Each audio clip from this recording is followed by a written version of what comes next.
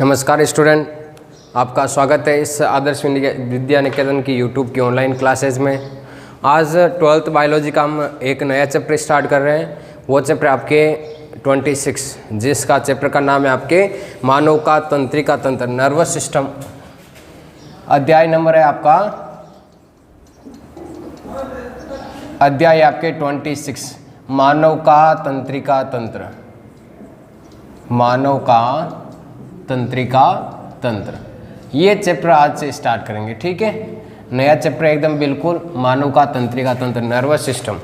अब देखो, सबसे पहले तो यहाँ पे कि जो तंत्रिका तंत्र है, इस नाम से यहाँ पे क्या मतलब है और ये तंत्र है तो हमारे शरीर में क्या कार्य करता है।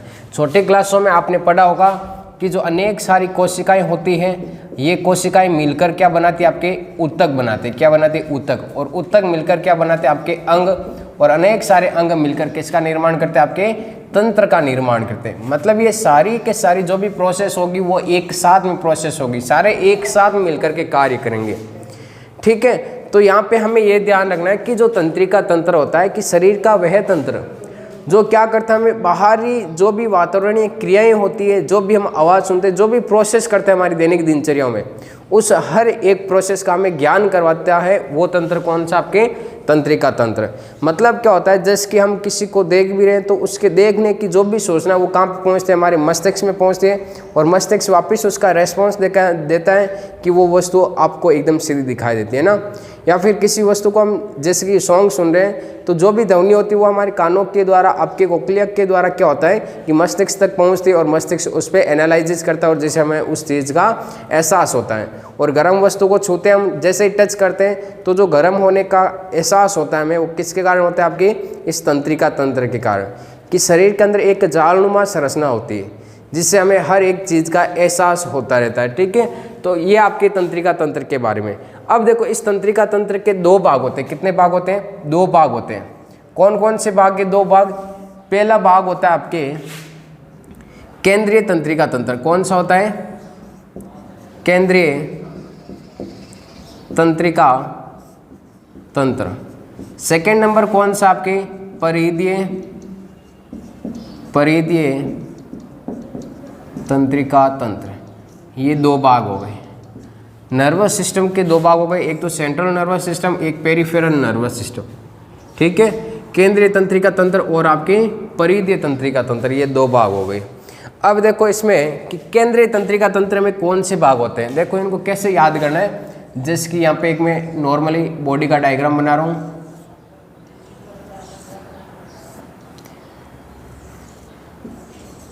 अब देखो इस बॉडी के डायग्राम में आपको क्या याद रखना है कि यहाँ पे क्या रहा? केंद्र। मतलब केंद्र में क्या होता है? यहाँ पे आपके केंद्र में ध्यान रखना क्या होता है? मस्तिष्क होता है। क्या होता है? मस्तिष्क। मस्तिष्क के अलावा और क्या होता है? आपकी रीढ़ वाली हड्डी होती है, कशेरुकदंड बोलते हैं या कशेरुकदंड। इस कशेरुकदंड के मध्य आपके क्या पाया जाता है? ध्यान रखना, मेरु रज्जु पाया जाता है। क्या पाया जाता है? मेरु रज्जु पाया जाता है, ठीक है। तो केंद्र में देखो यहाँ पे कौन कौन से नाम आ रहे हैं। एक तो मस्तिष्क का नाम आ रहा है, इसके अलावा एक जो आपके रीढ़ की हड्डी है जिसमें क्या पाया जाता है? आपके मेरु रज्जु पाया जाता है, जिसे क्या कहते हैं? स्पाइनल कॉर्ड कहते हैं। क्या कहते हैं? इसे स्पाइनल कॉर्ड कहते हैं। अब देखो केंद्रीय तंत्रिका तंत्र के दो भाग हो गए। कैसे हो गए? उस डायग्राम के द्वारा। एक तो हो जाएगा कौन सा? आपके मस्तिष्क का भाग। एक हो जाएगा आपके कौन सा? मेरु रज्जु का भाग। कौन सा हो जाएगा? मेरु रज्जु का भाग। तो यहाँ पे केंद्रीय तंत्रिका तंत्र के दो भाग हो गए। कौन कौन से हो गए? एक तो आपके ये मस्तिष्क का भाग हो गया और दूसरा कौन सा हो गया? आपके मेरु रज्जु का भाग हो गया, ठीक है। तो अब देखो मस्तिष्क और मेरु रज्जु का भाग हुए। अब परिधीय तंत्रिका तंत्र के भी दो भाग होते हैं। कितने भाग होते हैं? दो भाग। देखो कौन कौन से दो भाग होते हैं। एक तो होता है आपके कायिक तंत्रिका तंत्र, सोमेटिक नर्वस सिस्टम, कायिक तंत्रिका तंत्र। और एक होता है आपके स्वायत्त ऑटोसोमल नर्वस सिस्टम, ठीक है, तंत्रिका तंत्र। ये हो गए आपके दो भाग। किसके? परिधीय तंत्रिका तंत्र के। इधर केंद्रीय तंत्रिका तंत्र के भाग, इधर परिधीय तंत्रिका तंत्र के भाग होते हैं, ठीक है। अब देखो इसमें हमें पहले तो क्या पढ़ना है? एक ये तंत्रिका जो भी तंत्र है, इस तंत्रिका तंत्र का कार्य, तंत्रिका तंत्र के कार्य याद रखने। देखो कार्य किस प्रकार से होते हैं, क्या क्या कार्य होते हैं। अभी मैंने उदाहरण बताया था चैप्टर स्टार्टिंग में कि आपके हर एक चीज़ का एहसास करते हैं वो किसके कारण होता है, आपके इस तंत्रिका तंत्र के कारण। तो जो भी आपके शरीर की विभिन्न क्रियाओं को जो संचालन करता है, वो नियंत्रण करता है, वो किसके कारण होता है, आपके तंत्रिका तंत्र के कारण। शरीर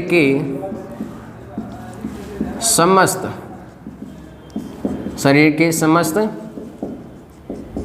क्रियाओं का संचालन कौन करता है, आपके तंत्रिका तंत्र करता है। शरीर की जो भी समस्त क्रियाएं होती है उन क्रियाओं का संचालन कौन करता है, आपके ये तंत्रिका तंत्र करता है। ठीक है, अब जो भी हमारे शरीर के अंदर दूसरी जो भी ऐच्छिक व अनैच्छिक क्रियाएं होती है, ऐच्छिक क्रियाओं का नियमन भी कौन करता है, आपके ऐच्छिक क्रियाओं का नियमन, ऐच्छिक क्रियाओं का नियमन भी कौन करता है, आपके ये तंत्रिका तंत्र करता है। ठीक है, ऐच्छिक क्रियाओं से यहाँ पे ये मतलब है कि हमारे शरीर के अंदर होने वाली वे क्रियाएं जो हम अपनी इच्छा के अनुसार कर सकते हैं। ठीक है, वो आपकी क्रिया कौन सी कहलाती है, ऐच्छिक क्रियाएं कहलाती हैं।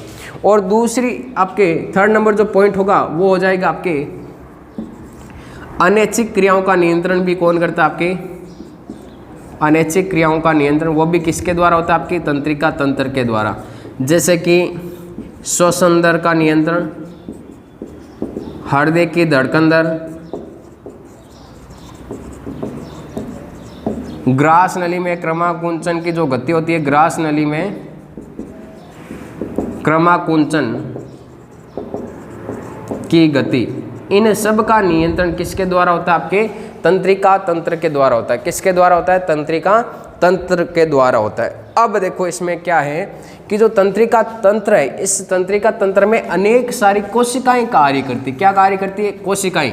अभी ये मैंने बताया थी कि जो कोशिका होती है, कोशिका से मिलकर क्या बनता है, ऊतक, ऊतक से मिलकर अंग बनता है और अंग से क्या बनता है, आपके एक तंत्र का निर्माण होता है। ठीक है, अब देखो यहाँ पे जो कोशिका होती है, यहाँ पे इस जो तंत्र है, इस तंत्र की जो कोशिका है, तंत्रिका तंत्र की जो कोशिका है वो कोशिका होती है आपके तंत्रिका कोशिका कहलाती है। क्या कहलाती है, तंत्रिका कोशिका, नर्व सेल। इस तंत्रिका कोशिका को इस तंत्रिका तंत्र की संरचनात्मक व क्रियात्मक इकाई कहते हैं। क्या कहते हैं इसे, तंत्रिका तंत्र की संरचनात्मक व क्रियात्मक या कार्यात्मक इकाई कह सकते हैं। कार्यात्मक इकाई किसको कहते हैं, इस तंत्रिका कोशिका को कहते हैं। तंत्रिका कोशिका का आपने डायग्राम पढ़ा होगा छोटी क्लासों में, 10th क्लास में, कि तंत्रिका कोशिका का डायग्राम आपके इस प्रकार से होता है।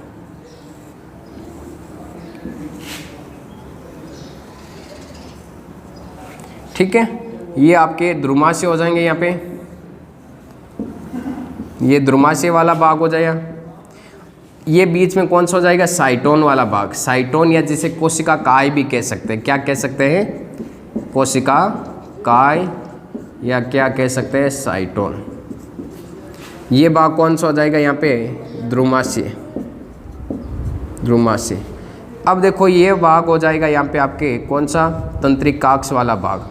ये भाग कौन सा हो जाएगा, तंत्रिकाक्ष वाला भाग। इस पर जो आपके बीच में खाली जगह होती है इन्हें क्या कहते हैं, रेनेवियर के नोड, रेनेवियर के नोड कहते हैं। इन पर जो आवरण पाया जाता है उस आवरण को कहते हैं माइलिन आच्छद या माइलिन आवरण कह सकते हैं। माइलिन आच्छद या माइलिन आवरण कह सकते हैं। जो आपके गुंडीनुमा, इस तंत्रिकाक्ष के अंतिम सिरा गुंडीनुमा संरचना के रूप में रहता है, इसे कहते हैं सिनेप्टिक पुटिका। क्या कहते हैं, सिनेप्टिक पुटिका कहते हैं।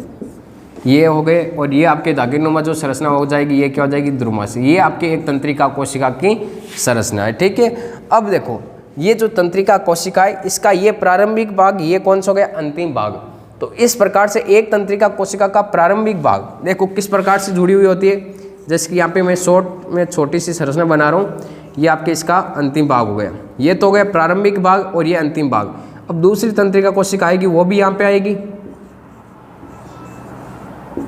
इस प्रकार से आपके एक तंत्रिका कोशिका का अंतिम भाग, दूसरी तंत्रिका कोशिका का प्रारंभिक भाग, मतलब सेकंड और फर्स्ट। सेकंड मतलब अंतिम भाग हो गया, फर्स्ट मतलब आपके प्रारंभिक भाग हो गया।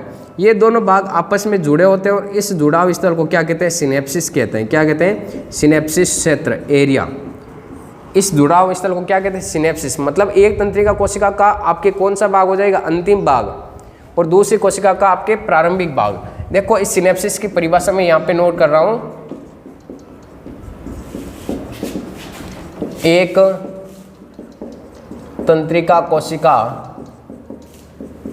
का अंतिम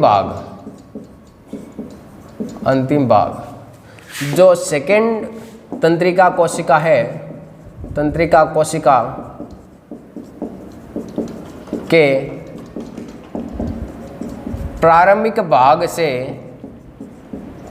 भाग से जुड़ा रहता है, इस जुड़ाव स्थल को सिनेप्सिस कहते हैं। इस जुड़ाव स्थल को क्या कहते हैं? सिनेप्सिस कहते हैं। तो ये आपके सिनेप्सिस की यहाँ पे परिभाषा हो गई, तंत्रिका कोशिका के कार्य हो गए, आप इनको नोट कर सकते हो। और तंत्रिका तंत्र के दो भाग होते हैं, कौन कौन से? एक तो केंद्रीय तंत्रिका तंत्र, एक आपके परिधीय तंत्रिका तंत्र। केंद्रीय तंत्रिका तंत्र में एक तो मस्तिष्क का भाग, एक मेरुरज्जु स्पाइनल कॉर्ड का भाग हो जाता है, जबकि जो आपके परिधीय तंत्रिका तंत्र में इसके कितने भाग? दो, कायिक और आपके स्वायत्त तंत्रिका तंत्र। अब हमें पढ़ना है इनकी एक एक संरचना के बारे में और इनके कार्य के बारे में, ठीक है। इनके कार्य भी आपको याद होने चाहिए, बहुत इंपॉर्टेंट है। एग्जाम में हर बार पूछा जाता है कि मस्तिष्क का कोई भाग दे देता है या कार्य पूछ लेता है कि ये मस्तिष्क के कौन से भाग के द्वारा कंट्रोल होता है, तो उनको अब पढ़ते हैं। सबसे पहले हम देखते हैं कि मस्तिष्क के भाग कौन कौन से हैं।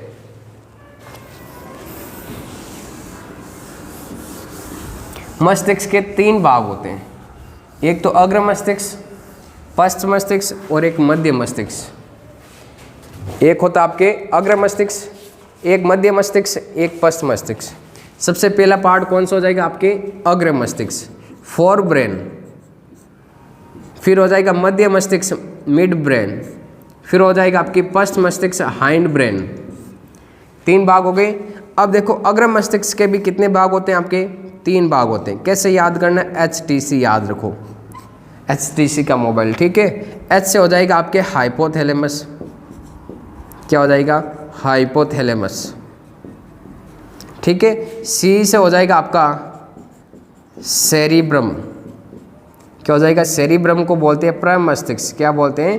प्रमस्तिष्क। अगला हो जाएगा आपके थैलेमस। कौन सा हो जाएगा? थैलेमस। तीन पार्ट हो गए। और पश्च मस्तिष्क से इसके भी तीन पार्ट होते हैं। इसको याद रखना आपको, PCM, फिजिक्स, केमिस्ट्री और मैथ्स। P के द्वारा हो जाएगा पोन्स। C से हो जाएगा सेरिब्रम। C से क्या हो जाएगा आपका? सेरिबेलम, ठीक है। यहाँ पे सेरिबेलम इधर हो जाएगा, ये तो सेरिब्रम यहाँ पे आ गया। सेरिबेलम का मतलब होता है अनुमस्तिष्क, जिसे छोटा दिमाग बोलते हैं। और एक भाग होता है आपके मेडुला ऑब्लिगेटा। मेडुला ऑब्लिगेटा, ये आपके तीन भाग हो गए। किसके? पश्च मस्तिष्क के। तो मस्तिष्क के तो भाग कितने होते हैं? तीन, अग्र मस्तिष्क, मध्य मस्तिष्क और पश्च मस्तिष्क। जिसमें से आपके अग्र मस्तिष्क के कितने भाग? तीन, हाइपोथैलेमस, थैलेमस और आपके एक प्रमस्तिष्क का भाग हो जाएगा, ठीक है। और पश्च मस्तिष्क से इसके भी तीन भाग, पोन्स, सेरिबेलम जिसे अनुमस्तिष्क कहते हैं और मेडुला ऑब्लिगेटा, ये आपके तीन भाग हो गए। अब देखो हमारा जो माइंड होता है, उस माइंड के चारों ओर तीन झिल्लियाँ पाई जाती है, तीन झिल्लियाँ पाई जाती है, ठीक है। कैसे याद रखना है उनको? DAP के द्वारा याद रखना है कि सबसे पहली कौन सी पाई जाती है? D से हो जाएगा ड्यूरामीटर, ड्यूरामीटर या ड्यूरामीटर कह सकते हैं, ठीक है। ड्यूरामीटर या ड्यूरामीटर कह सकते हैं। पियामीटर, सॉरी A से हो जाएगा यहाँ पे आर्केनोइड, और यहाँ पे हो जाएगा आपके पियामीटर। क्या हो जाएगा? पियामीटर। ये आपके तीन झिल्लियाँ किसके चारों ओर पाई जाती है? आपके मस्तिष्क का जो आवरण होता है, उस मस्तिष्क के चारों ओर ये तीन झिल्लियाँ पाई जाती है, ड्यूरामीटर, आर्केनोइड और पियामीटर। अब देखो इनका कार्य क्या होता है कि ये मस्तिष्क को बाहरी आघातों से बचाते हैं। मस्तिष्क को बाहरी आघातों से मतलब जो भी चोट वगैरह लगती है उन चोटों से बचाता है। कौन बचाता है कि ये जो आपकी 3 झिल्लियाँ पाई जाती है, ड्यूरामीटर, आर्केनोइड और पियामीटर, ठीक है। अब देखो ड्यूरामीटर और आर्केनोइड के मध्य एक गुहा पाई जाती है, खाली जगह होती है, उसको बोलते हैं सब ड्यूरल गुहा। इसको कहते हैं सब ड्यूरल गुहा, ठीक है। और आर्केनोइड और पियामीटर के मध्य जो खाली जगह पाई जाती है, गुहा पाई जाती है, उनको बोलते हैं आपके सब आर्केनोइड गुहा, सब आर्केनोइड गुहा, ठीक है। 3 तो झिल्लियाँ हो गई और 2 आपके क्या पाई जाती है, गुहा। ड्यूरामीटर और आर्केनोइड के मध्य जो गुहा पाई जाते हैं उसे क्या कहते हैं, सब ड्यूरल गुहा। और आर्केनोइड और पियामीटर के मध्य जो गुहा पाई जाती है उसे क्या कहते हैं, सब आर्केनोइड गुहा कहते हैं। अब ध्यान रखना कि जो पियामीटर है इसमें आपके एक रक्त जालक उपस्थित होते हैं, मतलब जो गुहा उपस्थित होती है इसके अंदर विशेष प्रकार की, उसे क्या कहते हैं, रक्त जालक। क्या कहते हैं, रक्त जालक। इस रक्त जालक में ध्यान रखना प्रमस्तिष्क मेरुद्रव भरा होता है। क्या भरा होता है, प्रमस्तिष्क मेरुद्रव भरा होता है। अगर इस प्रमस्तिष्क मेरुद्रव की मात्रा बढ़ जाती है तो एक रोग होता है मस्तिष्क में और उसे बोलते हैं मस्तिष्क आवरण शोध, मस्तिष्क आवरण शोध, और जिसे इंग्लिश में कहते हैं मेनिनजाइटिस। क्या कहते हैं, मेनिनजाइटिस। देखो यहाँ पे नाम क्या है, मस्तिष्क आवरण शोध, मतलब मस्तिष्क के आवरण में क्या होता है आपके शोध, मतलब रोग हो जाता है। वो कौन सा होता है, आपके मेनिनजाइटिस बोलते हैं। और किस में होता है, जो पियामीटर होता है, जो तीसरी आपकी झिल्ली, इस झिल्ली में क्या होता है, जो रक्त जालक पाए जाते हैं उसमें क्या होता है, प्रमस्तिष्क मेरुद्रव। अगर इस प्रमस्तिष्क मेरुद्रव की मात्रा ज़्यादा हो जाती है, बढ़ जाती है, तो इसके कारण जो रोग होता है उसे क्या बोलते हैं, मेनिनजाइटिस या आपके मस्तिष्क आवरण शोध बोलते हैं, ठीक है। अब बाकी वाले जो भी आपके ये hypothalamus, cerebellum, thalamus, pons, cerebellum और आपके मेडुला ऑब्लिगेटा है, यहाँ पे सॉरी ये सेरिब्रम हो जाएगा, प्रमस्तिष्क, ठीक है। इन बाकी के कार्य है वो हम नेक्स्ट क्लास में पढ़ेंगे। अगर ये वीडियो आपको अच्छा लगे तो इसको लाइक, शेयर एंड सब्सक्राइब जरूर करें।